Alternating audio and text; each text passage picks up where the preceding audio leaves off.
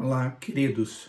Vamos pensar um pouco hoje, à luz de Atos capítulo 13, sobre uma palavra que o apóstolo Paulo trouxe em Antioquia, quando ele prega o evangelho e aquelas pessoas creem no evangelho que ele prega.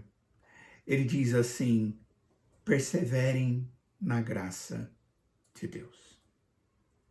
Do verso 42 ao 44 de Atos 13 diz assim a palavra: Ao saírem eles, rogaram-lhes que, no sábado seguinte, lhes falassem estas mesmas palavras. Despedida a sinagoga, muitos dos judeus e dos prosélitos piedosos seguiram Paulo e Barnabé, e estes, falando-lhes, os persuadiam a perseverar na graça de Deus. No sábado seguinte, afluiu quase toda a cidade para ouvir a palavra de Deus. Vamos orar? Ó Deus, nós te agradecemos por esse tempo que o Senhor nos dá para estudarmos a tua palavra, para conhecermos um pouco mais da tua verdade e por ela sermos dirigidos. Fala ao nosso coração, ó Deus, habilita-nos pelo teu Espírito para que compreendamos qual é o verdadeiro conteúdo da tua palavra, em nome de Jesus. Amém.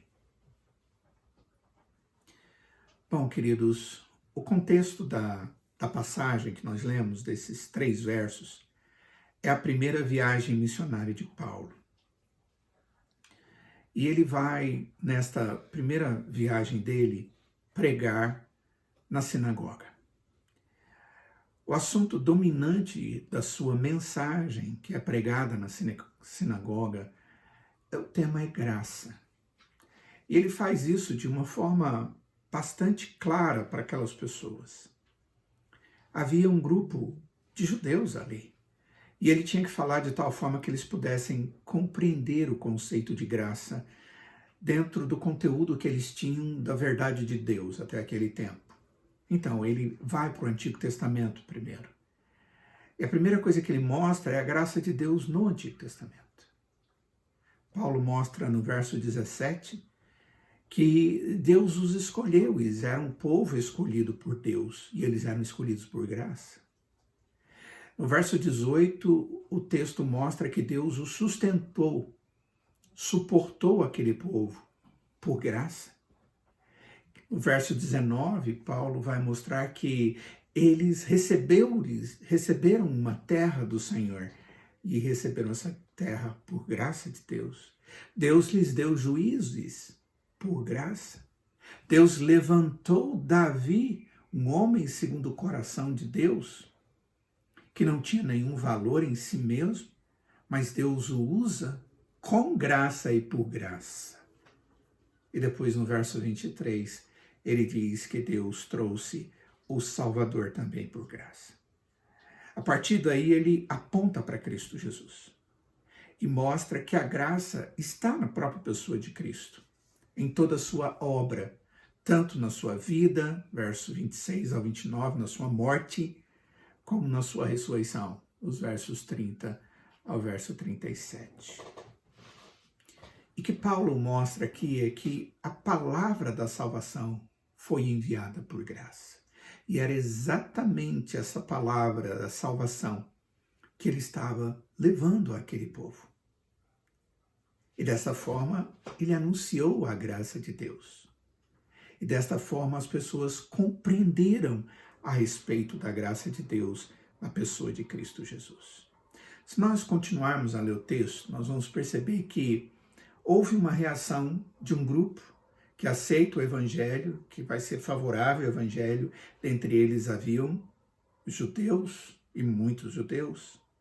Mas depois o texto nos diz que também muitos gregos aceitaram o evangelho, creram no evangelho. Muitos destes gentios creram no evangelho.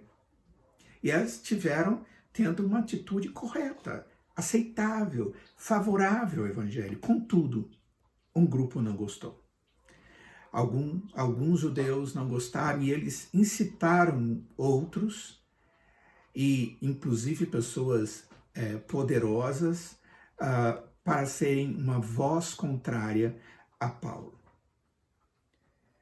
Queridos, para que nós possamos perseverar na graça, naquela que nos levou a conhecer a Cristo como Salvador, é necessário que tenhamos um entendimento do que isso significa. O que significa perseverar na graça? Para muitos crentes, isso é um alvo. Mas isso não quer dizer que não há dificuldades. Nós cremos pela graça. É o Espírito Santo de Deus que abre a nossa mente, o nosso coração, para que entendamos o Evangelho. Mas o que percebemos é que muitas vezes não vivemos pela graça. Nós confiamos na graça para sermos salvos. Mas a graça, muitas vezes, não é o meio pelo qual nós nos relacionamos com Deus.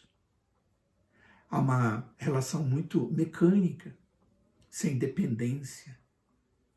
A minha fé e a sua fé, ela está alicerçada na graça de Deus. Mas e a prática da nossa fé? A eternidade, ela está confiada na graça, naquilo que Deus está nos dando sem que nós mereçamos. Mas e o dia a dia? Nós vivemos segundo a esperança do cumprimento da graça de maneira plena na eternidade.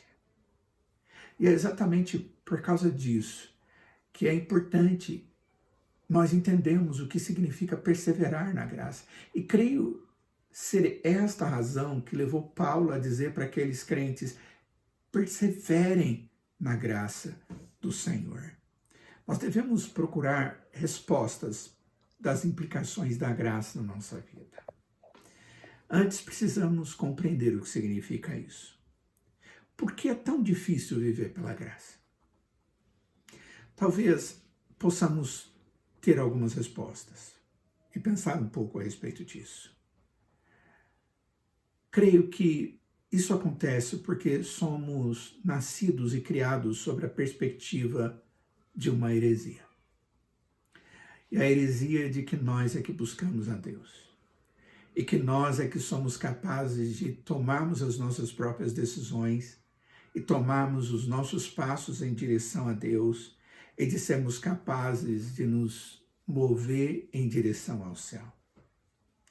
Isso está muito arraigado na cultura do mundo de uma maneira geral. Na mais antiga cultura, como na mais nova que nós vivemos hoje. Hoje nós encontramos muita literatura falando de autoajuda, muitas palestras e muitos coaches, treinadores, ensinando lideranças, executivos, administradores e vidas, empreendedores, a viverem nas suas próprias capacidades. As filosofias contemporâneas, teorias contemporâneas. E não poucas vezes nós podemos ver nos púlpitos e nas pregações de algumas igrejas evangélicas se colocando diante desse tema como que dependente dele. Observe o seu valor, a sua capacidade e coisas dessa natureza. Enquanto a Escritura diz, devemos perseverar na graça e por causa da graça. Vivemos num mundo que diz que o homem persevera e é vitorioso na sua força e é ele que tem que conquistar todas as coisas. A cultura, a arte, também fala a respeito disso, de uma maneira muito abundante. Quando nós vemos na Bíblia, por exemplo, em Gênesis capítulo 11, o povo construindo uma grande torre na expectativa de fazer uma torre que pudesse chegar até os céus, para que pudessem dessa forma alcançar o Deus que está nos céus. E Deus faz com que tudo aquilo fosse destruído e as pessoas fossem dispersas. E eles diziam: como está lá no céu? E é lá que Deus está. Sabe, eu creio que em alguns momentos existem alguns que pensam mais ou menos assim. Está acostumando-se e ocupada em construir torres religiosas muitas vezes, como que querendo alcançar algo que Deus está nos dando pela graça, através da fé em Cristo Jesus. Vamos olhar um exemplo. E isso vai ser muito esclarecedor para nós. Abra sua Bíblia em 1 Timóteo, capítulo 1, onde nós leremos a partir do verso 12. Paulo mostra a graça a partir da perspectiva de Deus. E agora é a perspectiva que Paulo tem, instruído pelo Espírito, do que significa graça. Falando da sua própria vida. Ele diz assim, verso 12. Sou grato para com aquele que me fortaleceu, Cristo Jesus, nosso Senhor, que me considerou fiel, designando-me para o ministério. A mim, que noutro tempo era blasfemo e perseguidor e insolente, mas obtive misericórdia, pois o fiz na ignorância, na incredulidade. Transbordou, porém, a graça de nosso Senhor com a fé e o amor que há em Cristo Jesus. Fiel é a palavra e digna de toda aceitação que Cristo Jesus veio ao mundo para salvar os pecadores, dos quais eu sou o principal. Mas por esta mesma razão me foi concedida misericórdia, para que em mim o principal evidenciasse Jesus Cristo, a sua completa longanimidade, e servisse eu de modelo a quantos hão de crer nele para a vida eterna. Assim, ao Rei eterno, imortal, invisível, Deus único, honra e glória pelos séculos dos séculos. Amém. O que nós percebemos aqui no texto? Olhando para a própria vida de Paulo, a interpretação à luz da graça de Deus, nós vamos ver Paulo nos mostrando duas coisas bastante claras no texto. Numa delas, ele fala da soberania de Deus. E a outra coisa que Paulo mostra é a depravação do homem. E o exemplo é ele mesmo. Nos versos aí nós vamos encontrar, por exemplo, ele dizendo a respeito da soberania de Deus. O que Deus faz e o que Deus é.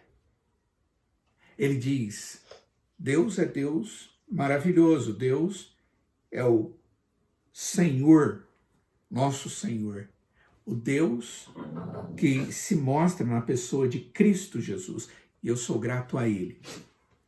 Mas ele também começa a dizer, no verso de número 12, ele diz, esse Deus me fortaleceu. Esse Deus me considerou fiel. E esse Deus me designou para o ministério. Paulo está mostrando da ação graciosa de Deus a seu favor. Depois, ele falando um pouquinho mais a respeito desse Deus, ele diz, eu recebi a misericórdia de Deus, graça, fé e amor em Cristo. Ele me salvou, ele me concedeu sua longanimidade. Quando ele olha para o homem, ele diz, o que é o homem?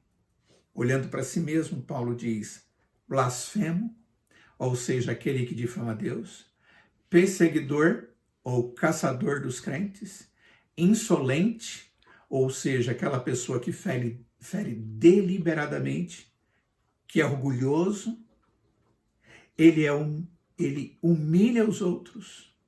Esse homem depravado, ele é ignorante, incrédulo, ele é, por essência, pecador. Então, observe bem que Paulo, quando nos mostra a si mesmo, ele nos mostra a realidade que ele tinha antes da graça de Deus atingir a sua vida. Por causa de toda essa realidade negativa, a sua expectativa era de morte, de condenação eterna, mas Deus foi gracioso para com ele, misericordioso para com ele, e ele foi salvo. Observe o contraste no tempo dos verbos que Paulo traz. Eu sou e não era e nem fui. Agora eu sou. A conclusão que o apóstolo Paulo traz nas suas palavras é: por causa de toda essa obra de Deus na minha vida, e porque Ele é o Deus que agiu e que me traz esperança, eu sou grato. Deus me fez modelo. E eu sirvo ao Senhor. E eu glorifico ao Senhor. Quando o apóstolo Paulo está aqui no texto dizendo que ele está disposto a pregar o evangelho e prega o evangelho para aquelas pessoas na viagem missionária e as motiva a perseverarem na graça, o que ele está dizendo é exatamente isso que Deus fez na minha vida. Ele demonstrou a sua graça, mudou a minha vida e agora estou vivendo segundo a graça de Deus. Cara, queridos irmãos, isso não quer dizer que Paulo não estaria enfrentando problemas naquele momento ou não viveria momentos difíceis no futuro. Não são as circunstâncias que apontam para a perseverança ou possibilidade da perseverança na graça e na fé. Nós perseveramos na graça porque ela é eficaz. Nós mantemos a fé porque Deus que nos deu é aquele que sustenta. Vivemos momentos difíceis, mas somos convidados a perseverar na graça que Deus sempre supre e na fé que Ele nos deu, salvação através de Cristo Jesus. Vamos orar.